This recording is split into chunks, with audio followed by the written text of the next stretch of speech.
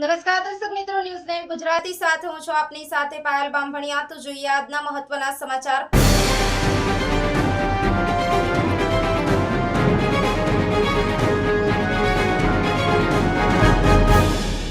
પાલીતાણા તાલુકામાં 1 લાખથી વધુ શહેરીજનો ઉપર આરોગ્યનો ખતરો ઊભો થયો છે।